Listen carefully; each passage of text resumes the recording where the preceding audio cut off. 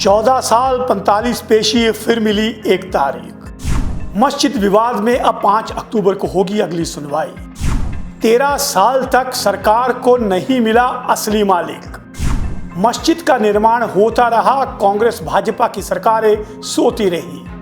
नमस्कार, मैं हूं पंकज पंडित और आप देख रहे हैं समाचार फर्स्ट टू द पॉइंट। आखिर आज एक बार फिर से मस्जिद विवाद पर नगर निगम की अदालत में आज मस्जिद विवाद में फिर से सुनवाई हुई और एक बार फिर से अगली तारीख मिल गई। अगली तारीख मिली है 5 अक्टूबर की। इस मामले में अब 5 अक्टूबर को फिर से सुनवाई होगी। लेकिन आपको थोड़ा अतीत में ले जाऊं तो 14 साल में ये 45वीं पेशी थी और एक बार फिर से इसमें भी तारीख ही मिली है। ये विवाद कोई नया विवाद नहीं है। वर्ष 2010 से ये मामला चला है और आज हम 2024 में हैं। इस दौरान कई सरकारें आई, कई सरकारें गई, लेकिन ये मामला कभी भी किसी भी सरकार की प्राथमिकता नहीं रहा। और जब लोग सड़कों पे उतरे तो कांग्रेस भाजपा सब एक दूसरे पर आरोप लगाकर बयानबाजी कर रहे हैं। ये तो अतीत की बात है। आइए आपको वर्तमान में ले चलते हैं कि आज क्या हुआ। शिमला नगर निगम के आयुक्त कोर्ट में शनिवार को इस फैसले की सुनवाई हुई। कोर्ट ने 1 घंटे तक चली इस सुनवाई और कार्रवाई के बाद अगली तारीख दे दी है। अब इस मामले में 5 अक्टूबर को फिर से सुनवाई होगी। शिमला नगर निगम के कमिश्नर भूपेंद्र अत्री की कोर्ट में यह मामला लगा हुआ था। लिस्ट में 13वें नंबर पर यह मामला था। अवैध निर्माण पर सुबह 10 बजे के करीब ये सुनवाई शुरू हुई। इस दौरान अवैध निर्माण पर वक्फ बोर्ड के स्टेट ऑफिसर ने प्रशासन को अपना रिप्लाई फाइल किया। वक्फ बोर्ड का रिप्लाई नगर आयुक्त ने सुनवाई के दौरान पढ़ा। इसमें वक्फ बोर्ड ने बताया है बोर्ड के रूल्स के हिसाब से इस संपत्ति पर उनका अधिकार है और वक्फ की तरफ से लतीफ, जी हाँ लतीफ की बात कर रहा हूं, लतीफ वो जिन्होंने ये निर्माण किया है उसको एनओसी दी गई है।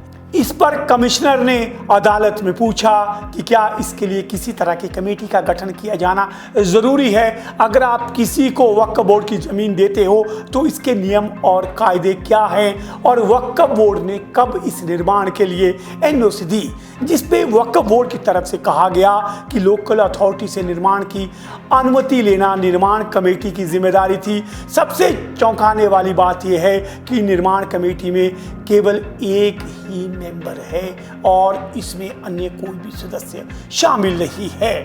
वक्फ बोर्ड की तरफ से यह पता करना जरूरी था, ये जानकारी होने के बावजूद कि भवन निर्माण की अनुमति कमेटी की तरफ से नहीं दी गई है तो वक्फ बोर्ड ने निर्माण पर हस्तक्षेप क्यों नहीं किया। ये अदालत में वक्फ बोर्ड से सवाल उठाया गया। फिलहाल वक्फ बोर्ड ने लेटेस्ट रिपोर्ट की मांग रखी और कोर्ट की तरफ से पूछे गए सवालों के जवाब अब वक्फ बोर्ड से मांगे गए हैं। आइए सुनाते हैं आपको वक्फ बोर्ड के वकील और जो स्टेट ऑफिसर हैं वक्फ बोर्ड के, उनके क्या है बयान। आज हमने अपने स्टैंडिंग काउंसिल के थ्रू रिप्लाई फाइल किया है हिमाचल प्रदेश वक्फ बोर्ड में और हमारे को रिप्लाई के लिए टाइम दिया था कोर्ट ने। आज समन किए गए थे तो आज हमने रिप्लाई फाइल किया। क्या कुछ फाइल किया, क्या कुछ कहा गया? रिप्लाई एज पर रिकॉर्ड ही किया गया जो रिकॉर्ड अवेलेबल डिपार्टमेंट के पास था। रेवेन्यू एजेंसी से हमने 1947 का रिकॉर्ड कलेक्ट किया और फर्दर जो रिकॉर्ड डिपार्टमेंट के पास था और सेंट्रल गवर्नमेंट ने इसकी गजट नोटिफिकेशन की थी। सर्वे कमिश्नर अपॉइंट हुआ था, इसमें सेंट्रल गवर्नमेंट की ओर से ही। स्टेट गवर्नमेंट इसमें पंजाब यहाँ था क्योंकि वो हिमाचल प्रदेश हिमाचल सरकार बनी तो हिमाचल अस्तित्व में आया। तो उससे पहले पंजाब जलंधर से इसका चलता था।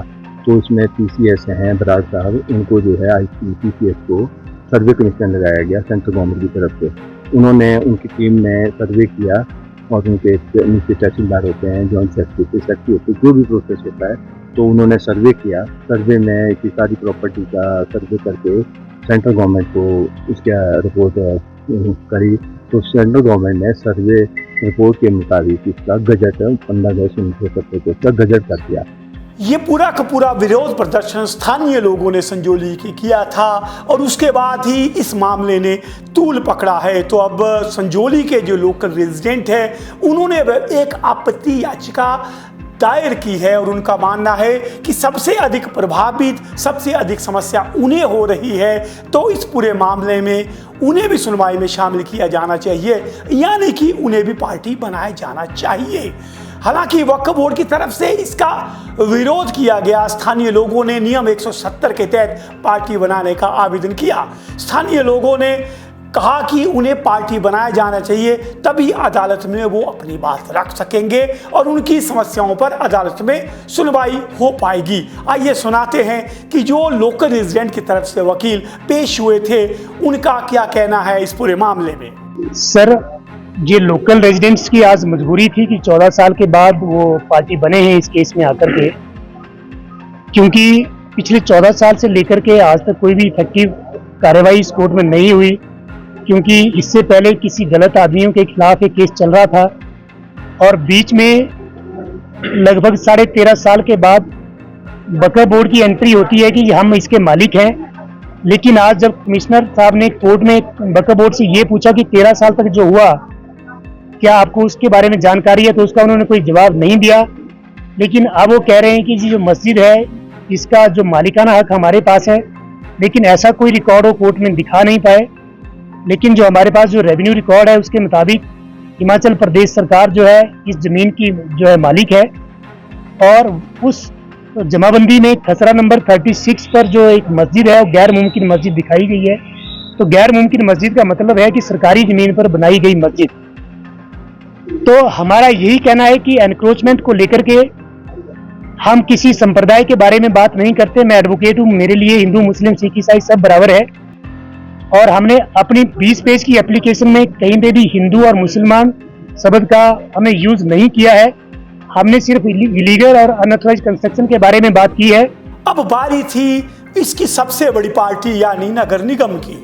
नगर निगम की तरफ से कहा गया कि जून महीने में फिर से अवैध निर्माण किया गया था, नोटिस दिए गए थे। कोर्ट की तरफ से कहा गया कि भविष्य में विवादित लैंड पर कोई भी किसी तरह की निर्माण गतिविधि नहीं होनी चाहिए। साथ ही कोर्ट ने पूछा कि वर्तमान में सोसाइटी का प्रेसिडेंट कौन है, ये भी बताया जाए। उधर निर्माण कमेटी ने कहा कि हमने निर्माण नहीं किया है। सुनवाई के दौरान एक सबसे बड़ा जो सवाल जो बार बार उठाया जा रहा था कि आखिर निर्माण के लिए पैसा कहाँ आया। कोर्ट की तरफ से पूछा गया कि मस्जिद के निर्माण के लिए पैसा कहाँ से आया, तो वक्फ बोर्ड ने बताया कि कमेटी आज तक कभी गठित नहीं हुई है। मोहम्मद लतीफ ने कहा कि वह कमेटी के प्रधान थे और कमेटी की कोई भी मीटिंग नहीं हुई है। मस्जिद का निर्माण आड़तियों के पैसे से हुआ है। मस्जिद निर्माण के लिए वक्फ बोर्ड की ओर बनाई गई कमेटी के अध्यक्ष मोहम्मद लतीफ ने कहा कि उन्होंने सिर्फ 2.5 ही मंजिल बनाई थी। इसके अलावा अब बनाई गई 2.5 मंजिल किसने बनाई, इस बारे में वक्फ बोर्ड कोई जवाब नहीं दे सका। उनसे जब फंडिंग के बारे में सवाल किया गया तो उन्होंने कहा कि इसके लिए कुछ फंडिंग आड़तियों की तरफ से की गई है, कुछ फंडिंग कैश में आई, चेक में आई। इसके जवाब में भी कोई जवाब वक्फ बोर्ड के वकील जो है वो अदालत में नहीं दे सके। उन्होंने समय मांगा है कि अगली पेशी में वो इस बारे में जवाब अपना दाखिल करेंगे। निर्माण कमेटी के अध्यक्ष और वक्फ बोर्ड से भी रिप्लाई मांगा गया है। अब 5 अक्टूबर को जो सुनवाई होनी है उसमें वक्फ बोर्ड को रिप्लाई देना है कि आखिर ये निर्माण कैसे हुआ, क्योंकि निर्माण कमेटी के अध्यक्ष का कहना है कि हमने 2.5 मंजिल बनाई है, तो ये अगली 2.5 मंजिल किसने बनाई, इसके लिए पैसा कहां से आया। इस 2 जवाब महत्वपूर्ण जवाब जो है अगली बार वक्फ बोर्ड को और निर्माण कमेटी को दाखिल करने हैं। नगर निगम शिमला के आयुक्त भूपेंद्र अत्री ने कहा कि मोहम्मद लतीफ अगली पेशी में लिखित में अदालत में अपना पूरा का पूरा जवाब दायर करेंगे। इस दौरान नगर निगम को भी हिदायत दी गई है, उनके जेई की ओर से स्टेटस रिपोर्ट दी जाएगी। कनिष्ठ अभियंता यानी जूनियर इंजीनियर को इस मामले में स्टेटस रिपोर्ट वक्फ बोर्ड को देने के लिए कहा गया है। कोर्ट ने पहली बार एसपी वक्फ बोर्ड को इसमें नोटिस इशू किए थे और हम पेश हुए। हमने रिप्लाई फाइल किया, डिटेल्स और डॉक्यूमेंट्री एविडेंस सबमिट करी कोर्ट में। कोर्ट ने जेई कंसर्न को लेटेस्ट स्टेटस रिपोर्ट कंस्ट्रक्शन के बारे में सबमिट करने के लिए कहा है। उसका हम रिप्लाई सबमिट करेंगे नेक्स्ट वीक। उधर अगर हम बात करें संजौली की, संजौली में फिलहाल माहौल शांत है। गणेश उत्सव के लिए वहां एक गणेश की स्थापना की गई है, लेकिन किसी भी तरह का माहौल खराब ना हो इसके लिए पुलिस बल की तैनाती वहां पे है। तो एक बार फिर से तारीख मिली है। और अभी मुझे लगता है ये तारीखों का सिलसिला वो सन्नी देओल का डायलॉग है, तारीख पे तारीख, तारीख पे तारीख। अभी कई तारीखें होंगी और हर तारीख में हम हर लेटेस्ट अपडेट लेकर के आपके बीच में आएंगे। लेकिन सबसे बड़ा सवाल, आज भाजपा भी सवाल उठा रही है, कांग्रेस भी सवाल उठा रही है, लेकिन जब मस्जिद का अवैध निर्माण हो रहा था तो दोनों सरकारें कहां से हुई थी? आज तक 5 मंजिल इमारत शिमला में बन जाती है दिन दहाड़े, लेकिन कोई आवाज नहीं उठाता है।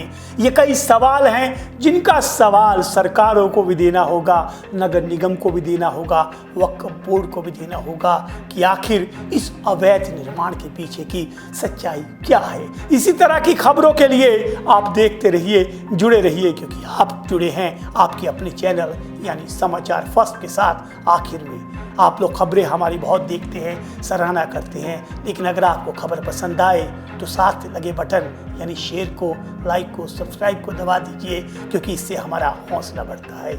आपका बहुत बहुत आभार।